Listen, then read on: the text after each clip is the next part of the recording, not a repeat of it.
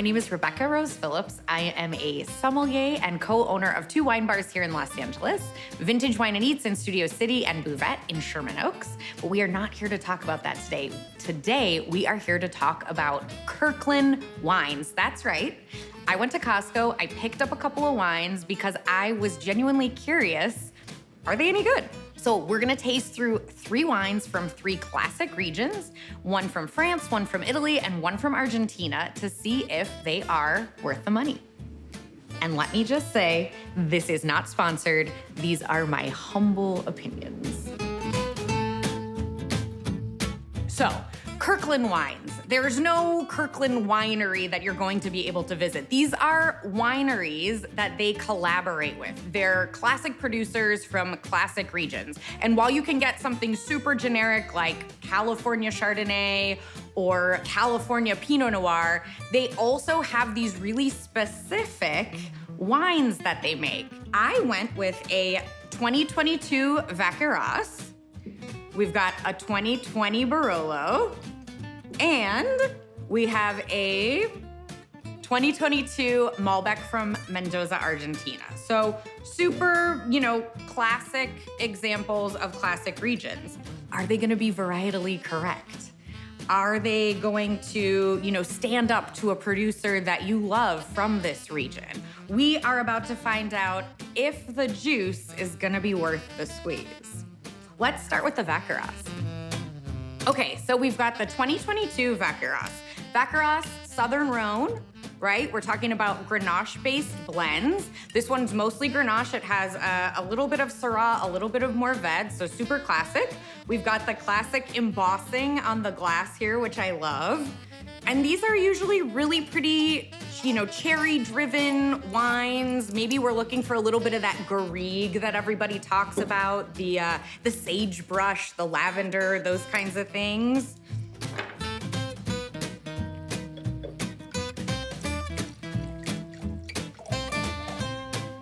All right.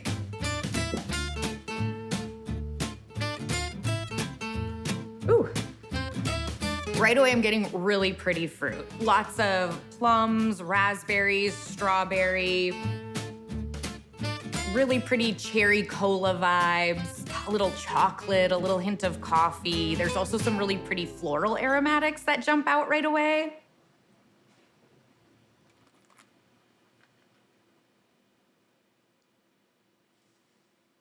This is pretty good.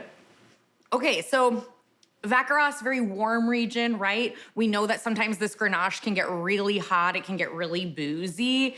So sometimes when I smell all that really beautiful fruit and the nose is really giving, I get a little nervous that maybe the palate is going to be not very well balanced, or it's gonna be a little like too much of a punch, especially when the wine is at a certain price point. But I have to say, this wine is pretty well balanced. I gotta check the ABV because it's really not 14.5. Okay, so pretty standard for that region.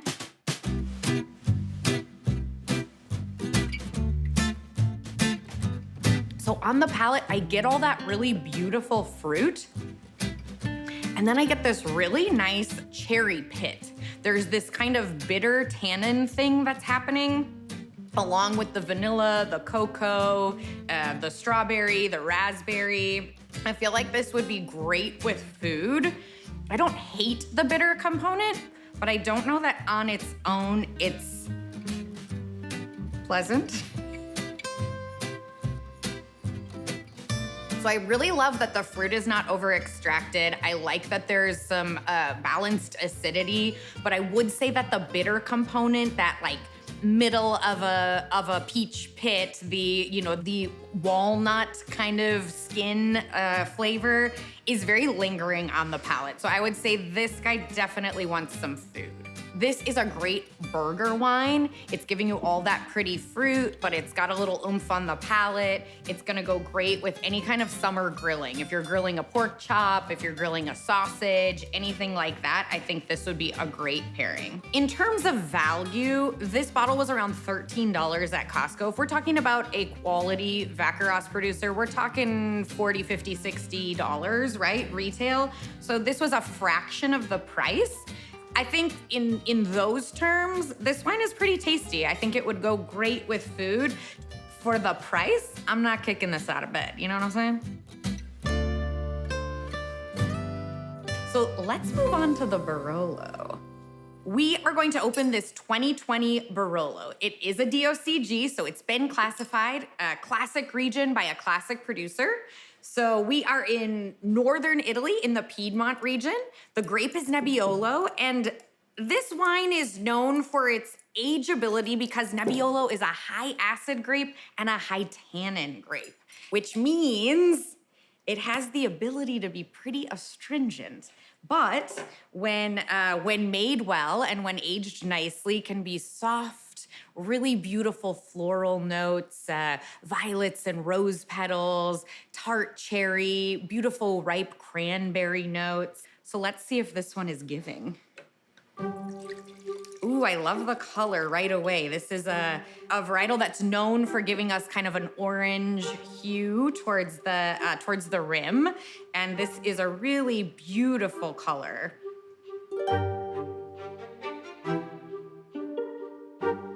This is a beautiful nose. Really pretty lilac, rose petal, floral notes right away, but wrapped in this beautiful like prosciutto umami kind of vibe. Sun-dried tomato and soy sauce. There's some really pretty green herb as well, like a little bit of fresh thyme, fresh sage, maybe a little oregano. I know that's a little on the nose, no pun intended. Ooh, I am loving how this smells. All right, I'm going in.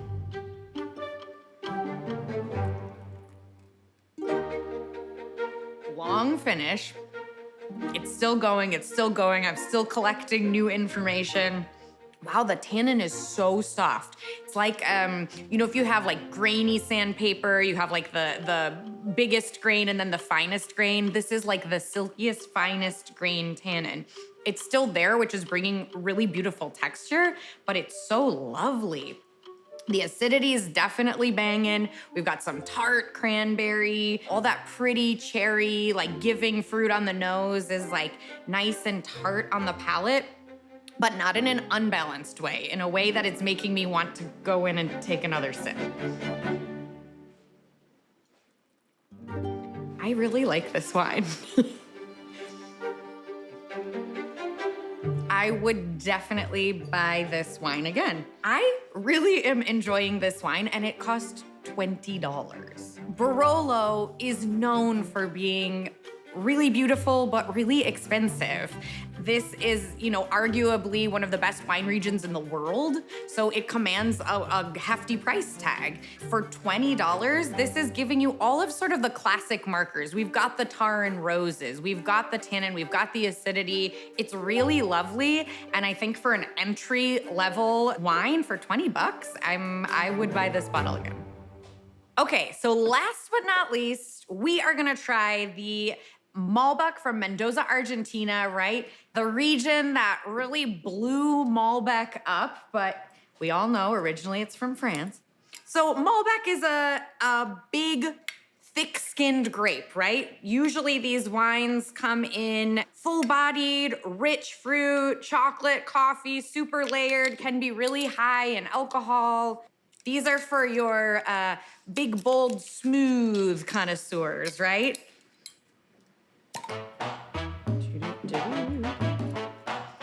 So again, I'm looking for balance in this wine. I want all that big fruit, I want the licorice, I want the chocolate, but I also want it to have a little bit of finesse, right? I don't want the palate to punch me in the mouth.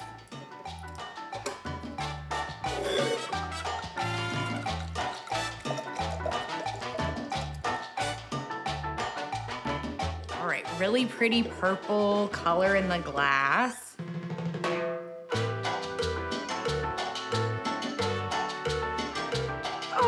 It's like a brambleberry pie. We've got a little bit of that chocolate and licorice vibe, but there's really pretty ripe blackberry, ripe raspberry, plum, currant. There's also a little bit of a dark coffee. A little bit of black pepper. There's a little bit of spice in here.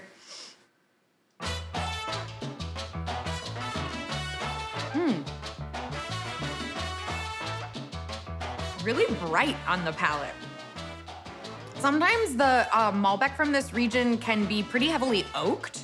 So we get a lot of that like smooth vanilla, big, bold. But this is not that at all, actually. This is surprisingly tart on the palate.